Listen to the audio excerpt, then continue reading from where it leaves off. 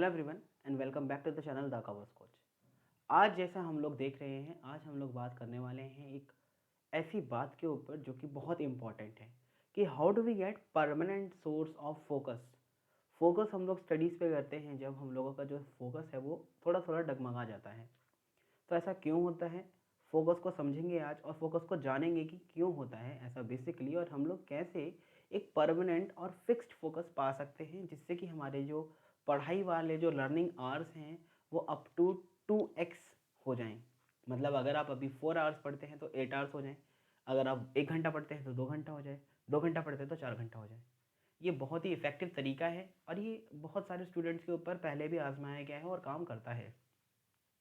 और ये बात संदीप माहेश्वरी जी ने भी अपनी वीडियो में अभी करी है जो उन्होंने रिसेंट में डाली है। मैं काफ़ी दिन से सोच रहा था कि मैं ये वीडियो आपके लिए लेकर के आऊँ because students in the exam time need this video much more than any discussion video, right. तो हम लोग बात करेंगे कि हम लोग कैसे फोकस बना सकते हैं अपना। और एग्जामिनेशन टाइम है और जहाँ पे मैं प्रोफेशनल एग्ज़ाम्स की बात करूँ तो वहाँ पे तो आपको 20-20 घंटे का जो है अपना फोकस डालना पड़ता है। तो हम लोग कैसे फोकस बनाएं सर कि वो परमानेंट फोकस हो। ऐसा ना हो कि वीडियो देखी सर जब तक तो फोकस करने का मन करा और जैसी वीडियो बंद हुई वैसी फोकस भी हमारा गायब हो गया। तो ऐसा नहीं होना चाहिए, ऐसा होना चाहिए कि परमानेंट सोर्स ऑफ फोकस मिले। तो मैं आपको एक स्टडी के बारे में बताता हूँ। ये जो स्टडी है ये स्टडी करी गई थी कुछ स्टूडेंट्स के ऊपर। उनको पजल्स दिए गए थे कुछ, ठीक है। पजल्स दिए गए थे अ सेट ऑफ स्टूडेंट्स को, एक क्लास में स्टूडेंट्स को पजल दिए गए सॉल्व करने के लिए। और ये एक ही स्टडी नहीं, काफ़ी स्टडीज़ हैं ऐसी। एक सेट ऑफ स्टूडेंट्स को पजल दिए गए सॉल्व करने के लिए, या आप समझ लीजिए कोई प्रॉब्लम होती है ना पजल सुलझाने वाले, वैसे काइंड ऑफ थिंग दी गई। अब जब स्टूडेंट्स को दिए गए तो सब ने वो सॉल्व करा। उन पजल्स में से कुछ हार्ड थे और कुछ आसान थे, मतलब आपको दोनों दे दिए गए हैं, आसान वाले भी और हार्ड वाले भी। वो एक स्टूडेंट्स के सेट को दे दिया गया। एक टेस्ट था ये, एक आप बोल सकते हो सैम्पल एनालिसिस था। उसमें क्या रिजल्ट आया कि सबने वो टेस्ट जो करे, पजल सबने सॉल्व करे। सॉल्यूशन करने के बाद में हम लोगों ने उनको फीडबैक दिया, जिन्होंने टेस्ट लिया उन्होंने उनको फीडबैक दिया। तो फीडबैक में कुछ स्टूडेंट्स को बोला गया कि you are so much intelligent, you did it very awesomely, मतलब आप बहुत ज़्यादा समझदार हैं, आपने इन प्रॉब्लम्स को समझा और बहुत अच्छा काम करा। दूसरे स्टूडेंट्स को ये बोला गया कि आप बहुत हार्ड वर्किंग हैं और आपने बहुत अच्छा करा। अब ये दो अलग अलग बातें हैं। एक में बोला गया कि आप बहुत इंटेलिजेंट हैं और दूसरे में बोला गया कि आप बहुत हार्ड वर्किंग हैं। फिर उनको अगले दिन एक अलग सेट ऑफ पजल दिया गया। जब अदर सेट ऑफ पजल दिया गया, उनको अदर सेट ऑफ पजल दिया गया, तो वहाँ पे क्या देखा गया कि जिन स्टूडेंट्स को हमने बोला था कि वो इंटेलिजेंट थे उनको अगेन सिंपल और हार्ड दोनों पजल दिए गए। जो इंटेलिजेंट जिन स्टूडेंट्स को बोला था उन स्टूडेंट्स ने सिंपल वाले पजल्स को उठाया और सॉल्व करना शुरू करा। और उसको भी सॉल्व करते करते उनको बोरियत महसूस होने लग गई। They get demotivated towards the work. And basically जब हम लोग काम को एंजॉय नहीं करते तो हमारा माइंड उस काम को करने से हटने की कोशिश करता है और हमारा लैक ऑफ इंटरेस्ट हो जाता है, जैसे कि पढ़ाई में होता है। तो जब हम लोग पढ़ाई करते हैं तो हमारा इंटरेस्ट वहाँ से कहीं ना कहीं जब हिल जाता है, जैसे मैंने एक क्वेश्चन करा अकाउंट्स का, मेरा आंसर आ गया, mind start developing interest in your studies. Sir एक का क्वेश्चन आ गया ना, दूसरा क्वेश्चन आप 110% करोगे और उसी समय करोगे because your mind start to developing the interest at that particular moment. Interest तो आपको है लेकिन उस पर्टिकुलर मोमेंट में इंटरेस्ट डेवलप हो रहा है या नहीं हो रहा है, उस समय में आपको काम करने में मज़ा आ रहा है या नहीं आ रहा है, ये मैटर करता है। आपने एक क्वेश्चन सॉल्व करा, आंसर आ गया, सर जब दूसरे का भी आंसर आ जाएगा तो आप तीसरा क्वेश्चन करोगे ही, ऐसे ही करते रहोगे। फिर जहाँ अटकोगे वहाँ पे ट्राई करोगे एक बार, दो बार, उसके बाद तीसरी बार, फिर चौथी बार, और बहुत कम स्टूडेंट होते हैं जो पांचवी बार ट्राई करते हैं। और that's the point where you have to be strong. अगर आप यहाँ पे ढीले पड़ गए तो यहीं पे आपका जो है फोकस डाउन, खत्म, over. Then you basically need a motivation video और अ मोटिवेशन गाइड। अच्छा स्टडी की बात करते हैं वापस से। तो इंटेलिजेंट जो स्टूडेंट्स थे उनको हमने बोला था कि वो इंटेलिजेंट हैं, ऐसा हमने बोला था। तो उन्होंने जो पजल चुने वो बहुत आसान पजल थे और हार्ड वाले उन्होंने छोड़ दिए और आसान वाले भी उनको करने में थोड़ी दिक्कत होने लग गई। ठीक है, डीमोटिवेटेड, जैसा कि पहले नहीं हुआ था। उसके बाद जिनको हमने बोला था वो हार्ड वर्किंग है, हार्ड वर्किंग वालों ने क्या करा, उन्होंने ईजी वाले छोड़ करके अब हार्ड वाले उठाए। ईजी वाले उन्होंने छोड़ दिए, हार्ड वाले उठाए और हार्ड वाले उठा के भी सॉल्व करने की कोशिश करी और बहुत सारे बच्चों ने सॉल्व कर भी लिए। अब जिनको हमने इंटेलिजेंट बोला और जिनको हमने हार्ड वर्किंग बोला, इन दोनों शब्दों में देखो कितनी जान हो गई कि एक छोटा बच्चा है वैसे तो, ठीक है, ये जो स्टडी करेगी 5th क्लास के स्टूडेंट्स के ऊपर करी गई, तो उनका आप दिमाग देखो अभी डेवलपिंग ही स्टेज पे है और उन्होंने इस वर्ड को, उनके दिमाग ने किस तरह से रिएक्ट करा। अब एक सेट ऑफ स्टूडेंट अलग हो गए, दूसरे सेट ऑफ स्टूडेंट अलग हो गए। तो ये स्टडी क्या शो करती है कि हम लोग अगर देखें तो यहाँ पे एक स्टूडेंट को हम लोग अलग अलग, एक स्टूडेंट को अलग अलग स्टेजेस में बांट देते हैं। एक स्टूडेंट हो सकता है जो कि अलग उस चीज़ को ट्राई ही ना करे और वो उससे हो भी ना, ही फील्स डीमोटिवेटेड। और दूसरे टाइप का स्टूडेंट, वही स्टूडेंट दूसरे टाइप में भी हो सकता है। ये सेम स्टूडेंट ही अपने माइंड की डिमांड से चलता है। देखो दिमाग हम लोग चाहे तो खुद रन कर सकते हैं या दिमाग हमें चला सकता है। If you have control over your mind then you can do anything. तो यहाँ पे हम लोग बात कर रहे हैं बेसिक्स इस वाले में ही कि हमने क्या देखा यहाँ पे, जिसको हमने इंटेलिजेंट बोला और जिसको हमने हार्ड वर्किंग बोला, उन दोनों में इतना फ़र्क क्यों? Because of focus and control of mind. तो हमें यही एक मेरे को आर्टिकल मिला जो कि बहुत अच्छा आर्टिकल है। मैं बहुत इन्फ्लुएंस हुआ इस आर्टिकल को पढ़ के।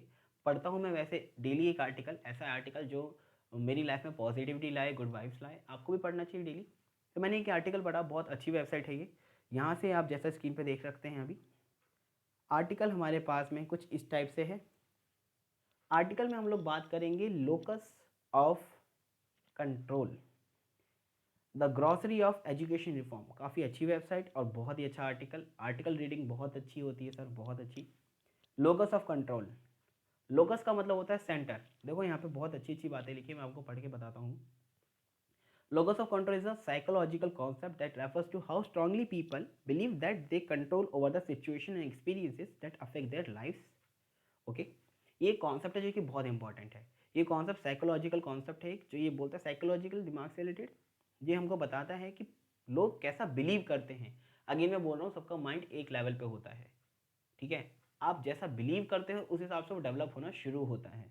यहाँ पे भी क्या लिखा हुआ है कि strongly people believe they have control over the situation and experiences that affect their lives. In education, locus of control typically refers to how students perceive the causes of their academic success or failure in school. School का मतलब कुछ भी हो सकता है sir. हमारे professional courses में भी हम लोग मान सकते हैं कि ये स्कूल है। स्कूल अगर आप 2 मिनट के लिए भूल भी जाओ तो हम लोग ऐसा बोल सकते हैं कि हमारी पढ़ाई के लिए लोकस ऑफ कंट्रोल क्या है, कि हम लोग सक्सेस को क्या मानते हैं। अगर मैं आपसे पूछूं कि आप सक्सेसफुल हो, या मेरे से आप पूछो कि आप सक्सेसफुल हो, फॉर एन एग्जाम्पल मान लीजिए थोड़ी देर के लिए, I have achieved something what I thought I have achieved. Now, if somebody asks me, how do you achieve that particular thing? Share your story. तो मैं क्या बोलूँगा वहाँ पे, वो चीज़ बहुत इंपॉर्टेंट है। That is called locus of control. जैसे इंटेलिजेंट और हार्ड वर्किंग ने क्लिक करा था वर्ड्स ने, वैसे ही यहाँ पे भी कुछ है। देखिए, student with internal locus of control generally believe that their success और failure is a result of effort and hard work. जैसे मैंने बोला 2 कैटेगरी में बढ़ गए। तो दूसरी कैटेगरी वाले जिनको हमने हार्ड वर्क बोला था, वो उनके पास कैसा कंट्रोल है सर? उनके पास इंटरनल लोकस ऑफ कंट्रोल है। कैसा कंट्रोल है? इंटरनल। वो अपनी सक्सेस और फेलियर के लिए खुद को जिम्मेदार मानते हैं। The way you start accepting your basically errors, the mistakes that you did, the day you start growing in your life. ये बहुत अच्छा क्योट है, आप इसको ध्यान से सुनेंगे तो आपको और भी अच्छा लगेगा। यहाँ पे भी वही बात लिखी है कि अगर आपके पास इंटरनल लोकस ऑफ कंट्रोल है तो अपनी आप सक्सेस और फेलियर के लिए खुद को जिम्मेदार मानेंगे, और खुद को जिम्मेदार ही मानना चाहिए। ऐसे स्टूडेंट्स को हम लोग बोलते हैं उनके पास है लोकस ऑफ कंट्रोल, लेकिन इंटरनल वाला।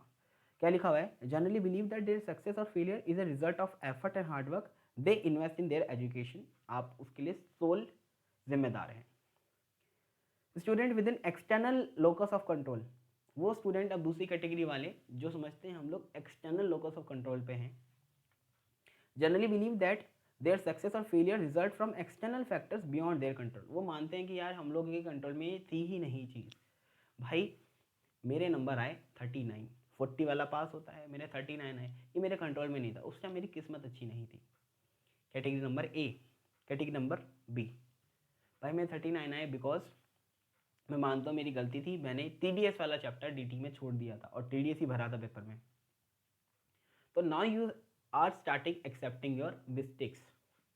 यहाँ पे फोकस ही सब कुछ है। आप फोकस कहाँ करते हो बैटर करता है बहुत ज़्यादा। अगर आप एक्सटर्नल फैक्टर्स के ऊपर, या मैं बोलूँ एक्सटर्नल लोकस ऑफ कंट्रोल पे जाओगे तो वहाँ पे आप दूसरों को ब्लेम करोगे अपनी फेलियर या सक्सेस के लिए। ब्लेमिंग ही नहीं, सक्सेस के लिए भी। I am successful because of my teacher. This is external locus of control. अगर आप इंटरनली बोलोगे कि ये मेरी वजह से हुआ है, देखो मैं तो वैसे बहुत ज़्यादा अहंकारी शब्द हैं, लेकिन एक्चुअली में सपोर्ट सभी का होता है, आपका भी होता है, बट मैं यहाँ पे बात कर रहा हूँ कि इंटरनल ज़्यादा होना चाहिए, एक्सटर्नल कम होना चाहिए सक्सेस में, और फेलियर में तो एक्सटर्नल होना ही नहीं चाहिए। देखो यहाँ पे एग्जांपल्स भी बहुत अच्छे अच्छे दिए हुए हैं, देखिए, such as luck, fate, circumstance, injustice, bias और teacher who are unfair, prejudice और अनस्किल्ड। जैसे भाई मेरा पेपर इसलिए ख़राब गया क्योंकि जो टीचर आया था ना एग्ज़ाम लेना, भाई वो चीटिंग ही नहीं करने दी उसने। क्या चीटिंग तो अपने में होती ही नहीं है, लेकिन भाई उसने ना मेरा दिमाग ही ख़राब कर दिया। मैं जो मुझे आता था ना वो भी भूल गया उसकी वजह से, भाई सब उसकी वजह से हुआ। तो this is some of the example of external locus of control. For example, student with an internal locus of control might blame poor grades or on their failure to study, whereas student with an external locus of control may blame on unfair teacher or test for their poor performance. कुछ बच्चे internal locus of control में किसको blame करेंगे? अपने आप को, कि भाई मैंने पढ़ाई नहीं करी। जो एक्सटर्नल लोकस ऑफ कंट्रोल में आएंगे वो बच्चे ब्लेम करेंगे किसको? अनफेयर टीचर, टीचर ने सही चेक नहीं करा। पुअर परफॉर्मेंस, टीचर की चेक ना करने की वजह से हमारी आई है, वरना हम लोग बहुत अच्छे नंबर लाते।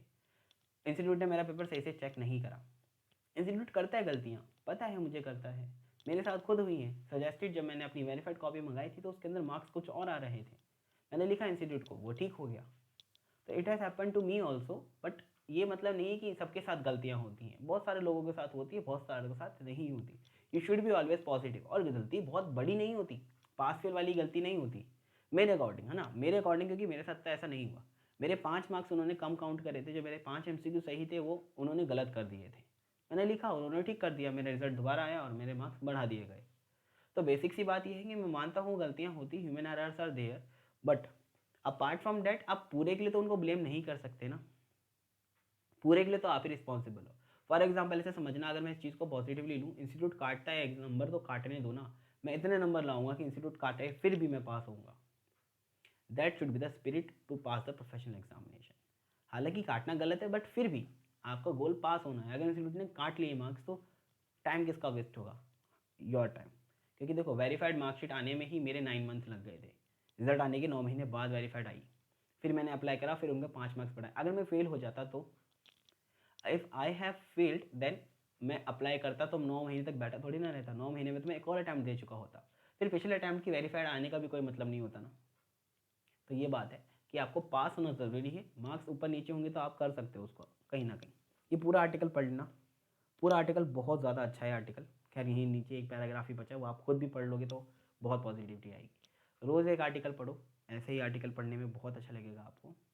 खैर इस वीडियो में मैं बस आपको अब यही कंक्लूड करना चाहूँगा कि आपके पास लोकस ऑफ कंट्रोल कैसा है अपने माइंड के ऊपर। How do you control your mind internally और एक्सटर्नली, किसके ऊपर बेस्ड हो? इंटरनल के ऊपर बेस्ड हो या एक्सटर्नल के ऊपर बेस्ड हो? अपनी मिस्टेक एक्सेप्ट करते हो या दूसरों को ब्लेम करते हो? No, that's up to you and you will decide your future, nobody else. एक कोट होगा आपको जो आपने बहुत ज़्यादा पढ़ा होगा कि nobody is there to do your work, you are the one who is going to do all of the things for you. Nobody is going to do hard work to get your car, nobody is going to do hard work for you to get your home. आपके लिए कोई मेहनत नहीं करने वाला, आप ही हो जो कर सकते हो। तो इसी के साथ में आज की इस मोटिवेशन वीडियो को हम लोग एंड करते हैं। एंड जब भी मेरे पास में ऐसा कोई भी इन्फ्लुएंस वाला पॉइंट आता है ना तो मैं शेयर करता हूँ, मुझे बहुत खुशी होती है। आई होप कि आप भी इससे कहीं ना कहीं मोटिवेट होंगे। एंड इफ़ यू मोटिवेट होते हो और अगर ऐसा लगता है कि किसी और को इस मोटिवेशन की ज़रूरत है तो फ्रीली शेयर कर सकते हो उसके साथ। Best luck for your examinations and keep studying, keep rocking the examination. Okay, best of luck.